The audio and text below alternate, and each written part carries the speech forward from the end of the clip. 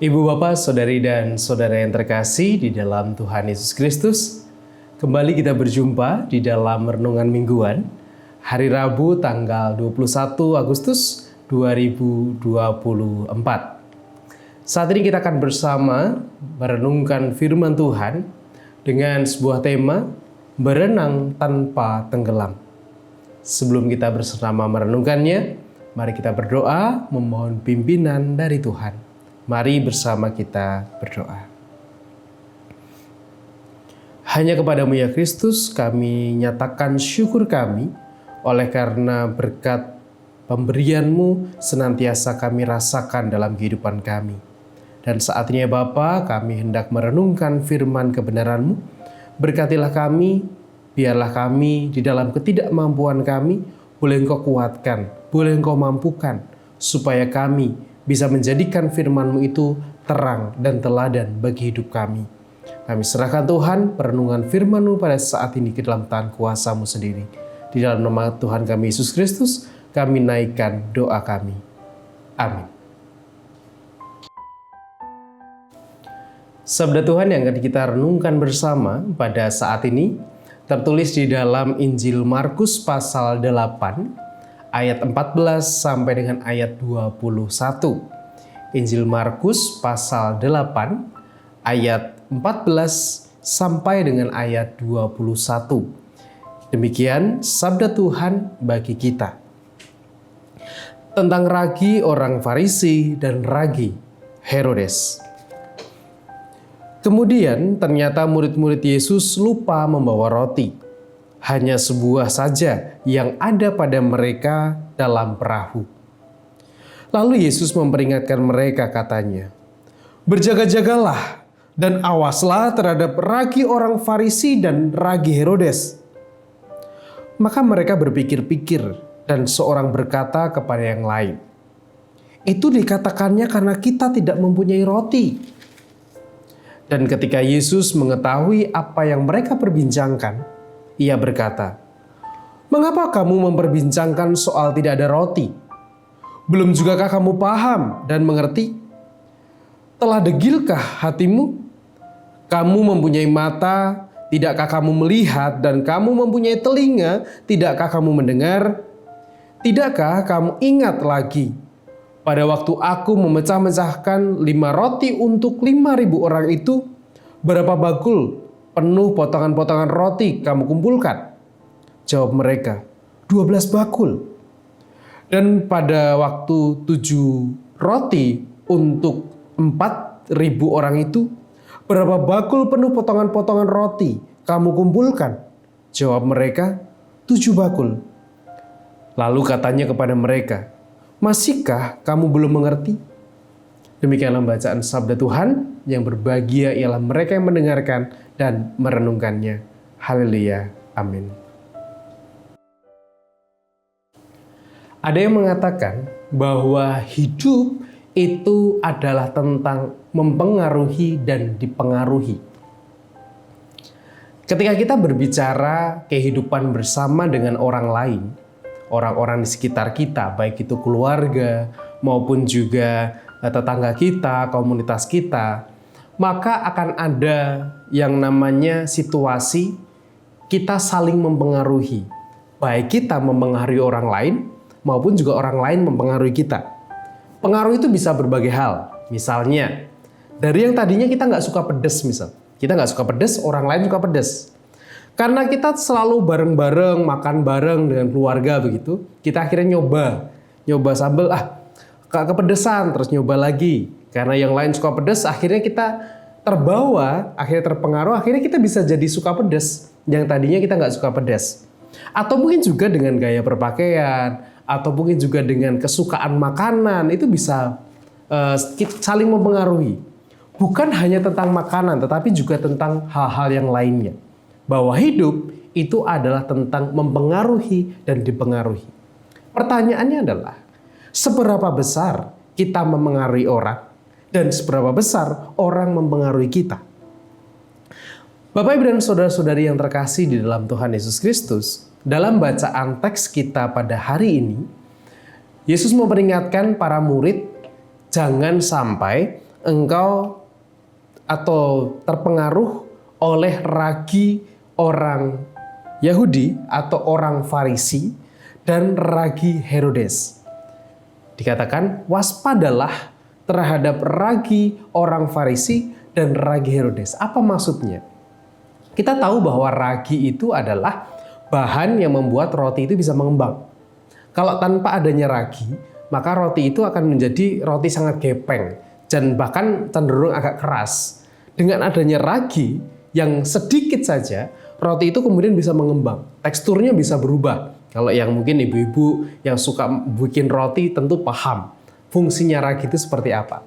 Nah, yang Yesus maksudkan di sini adalah hati-hati terhadap ragi orang Farisi dan ragi Herodes adalah bagaimana faham yang dipakai atau dihidupi oleh orang Farisi dan Herodes. Faham seperti apa? Ada banyak hal. Ada faham tentang kedegilan, paham tentang kemudian bagaimana orang itu bisa sangat tega terhadap orang lain, terhadap orang Farisi. Kita tahu orang Farisi itu orang beragama, tetapi banyak kemunafikan di sana. Orang Farisi itu orang beragama, tetapi mereka tidak segan-segan untuk kemudian menghukum orang lain, bahkan sampai dalam tanda kutip membunuh mereka dengan alasan hukum. Demikian juga dengan Herodes. Herodes waktu itu terkenal dengan raja yang bertangan besi begitu. Dia melakukan kewenangannya dengan semena-mena dan lain sebagainya. Nah, hal itu diperingatkan oleh Yesus, jangan sampai kemudian para murid itu mengikuti atau terpengaruh dengan gaya hidup orang Farisi dan Herodes. Sehingga dia mengatakan bahwa hati-hatilah dan waspadalah terhadap semuanya itu. Herodes dan Farisi berpeluang memberikan pengaruh. Tetapi bagaimana para murid itu tidak dengan mudah dipengaruhi oleh banyak hal, untuk semua hal bisa mempengaruhi dia. Betul bahwa hidup itu mempengaruhi dan dipengaruhi. Tetapi seberapa besar pengaruhnya, kita yang tentukan. Para murid belajar tentang gaya hidup yang Yesus ajarkan. Gaya hidup tentang welas asih, gaya hidup tentang bagaimana kita berwelas asih kepada yang lain, bagaimana kemudian kita peduli dalam kehidupan orang lain, bagaimana kemudian kita mengaplikasikan nilai kekristenan itu dalam kehidupan orang lain atau dalam kehidupan bersama dengan yang lain. Jangan sampai kemudian gaya hidup yang sudah dipelajari oleh para murid itu dipengaruhi atau dirusak oleh gaya hidup yang dikatakan sangat egois, yang dikatakan sangat semena-mena, yang dihidupi oleh orang Farisi dan Herodes. Para murid haruslah kemudian memberikan pengaruh dalam tanda kutip ragi mereka yang harus dirasakan oleh orang lain. Dan Bapak Ibu dan Saudara yang kasih dalam Tuhan, kita akan berjumpa dengan banyak hal dalam kehidupan kita. Bahkan ada di situasi kita mungkin akan ada di dalam situasi di mana kita dituntut untuk sama dengan mereka, sama dengan orang lain yang memakai prinsip hidup yang mungkin sangat egois, prinsip hidup yang mementingkan diri sendiri, prinsip hidup yang kemudian tidak segan-segan untuk menindas orang lain dan sebagainya. Tetapi pertanyaannya, apakah kemudian kita akan dengan mudah terpengaruh dengan cara hidup yang demikian? Kita bukan orang yang tahu segalanya. Kita bukan orang yang mampu melakukan segalanya. Tetapi kita tahu apa yang Tuhan hendaki dalam kehidupan kita. Dan kita tahu apa yang menjadi maksud Tuhan untuk kita sebarkan, untuk kita berikan pengaruh pada orang lain.